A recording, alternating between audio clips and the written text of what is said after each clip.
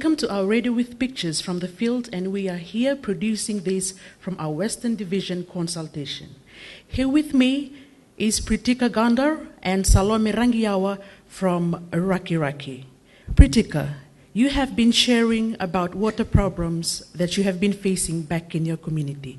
Please, can you tell us more about this issue? Thank you, Francis.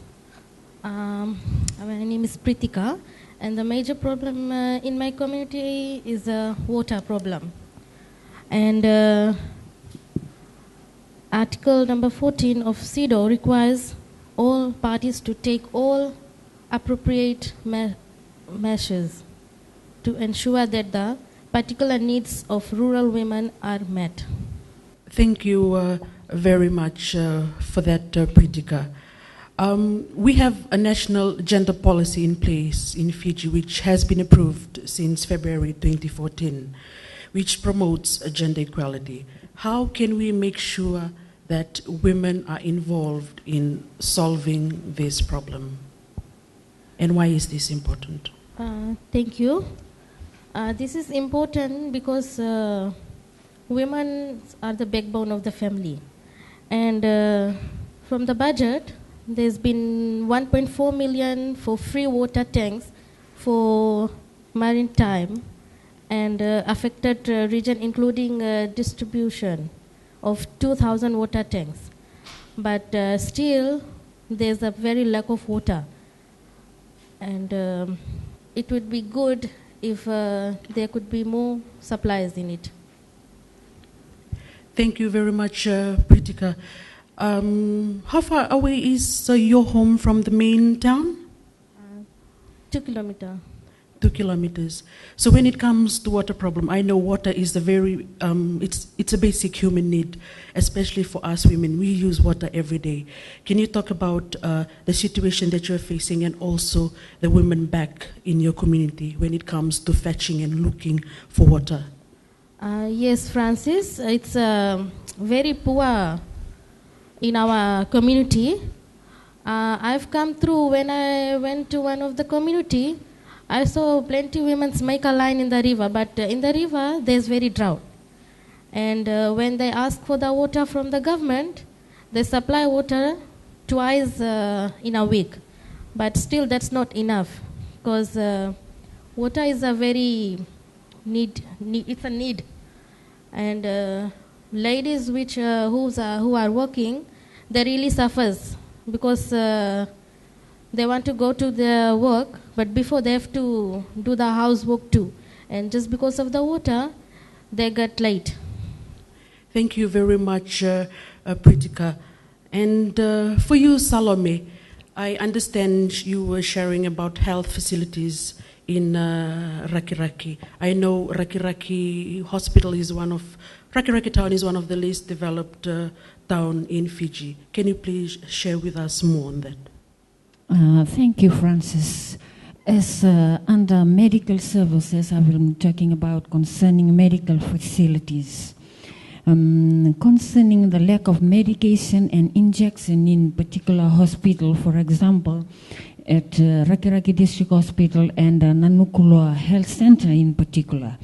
In some cases in which we have to buy required medicine from the nearby pharmacy, sometimes they turn us down because of saying that the medicine needed is not available. With that, we have to travel outside our district in search for medicine on time and with cash flow in that very minute, and we need help.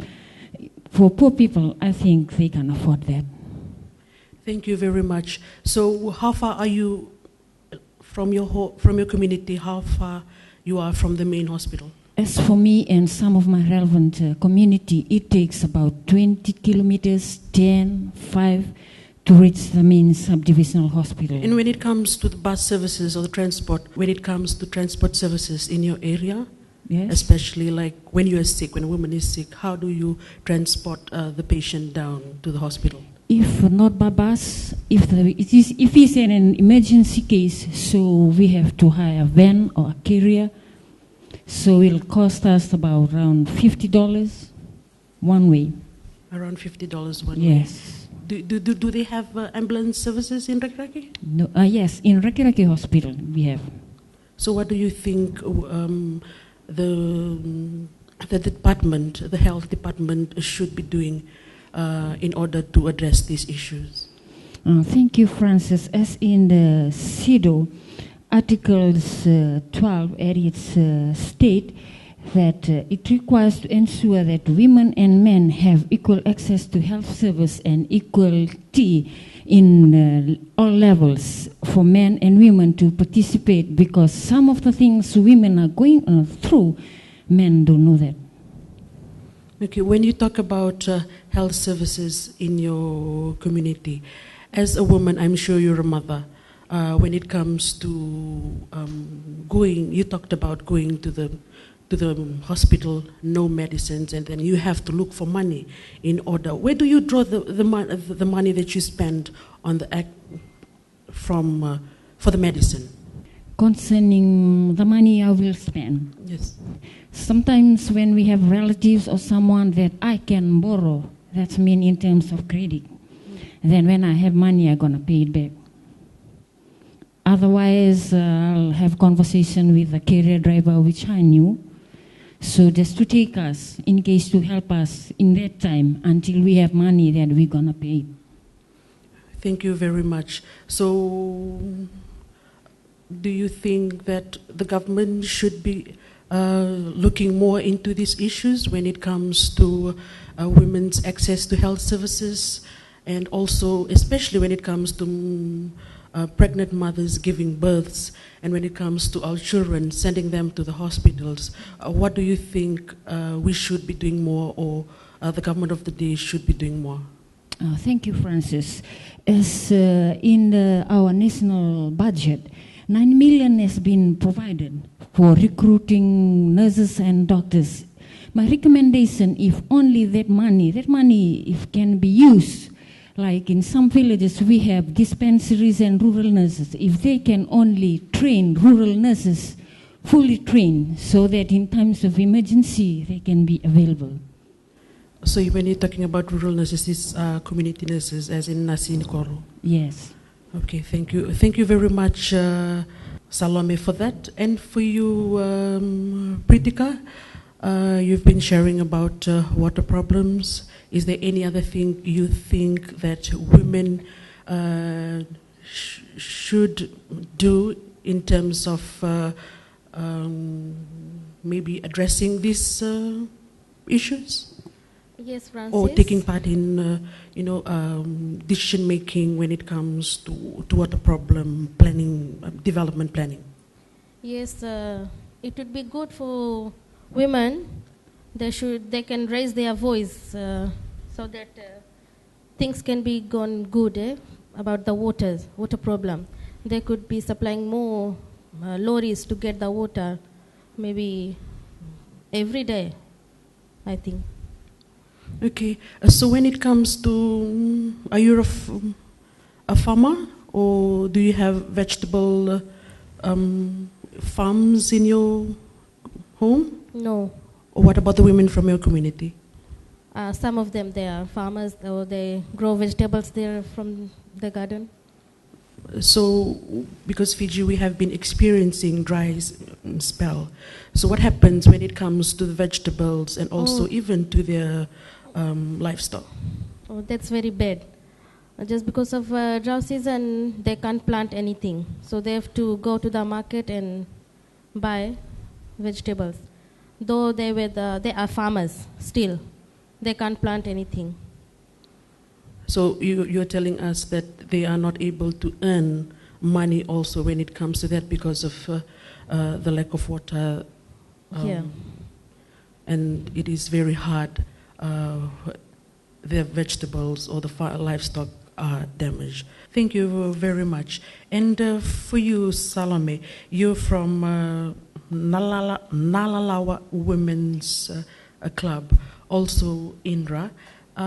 Do you experience, I believe you also experienced the dry spell. So can you share with us your experiences and your community experience when it comes to this? Dry spell? It is the dry spell.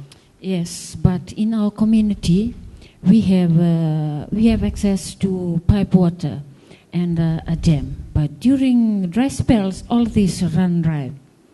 So with that, through the Turanganikoro, we'll go down to the provincial administrator to provide us with a water tank. So at the moment, we have one beside our community hall. Some of our neighboring villages do have access to that. And right now, we've been with the new dam construction and the government, talking with our village community members, and the work is in progress.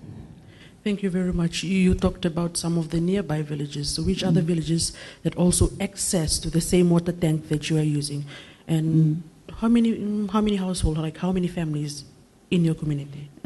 48 households. So who are the, can you give us names of the nearby village that access? Rokowaka and Tombo villages and one school, primary school nearby.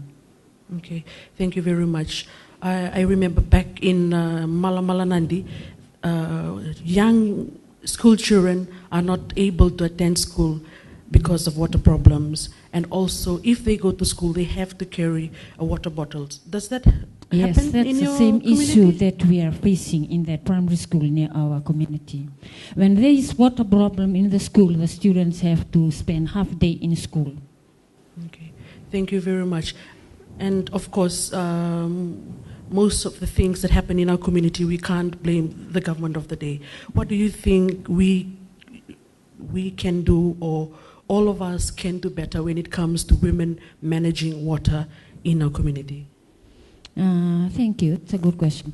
With that, we've been asking our children, as we near the river, we bring up the river water, we cook it, we cool it down, and fill their bottle and send them to school.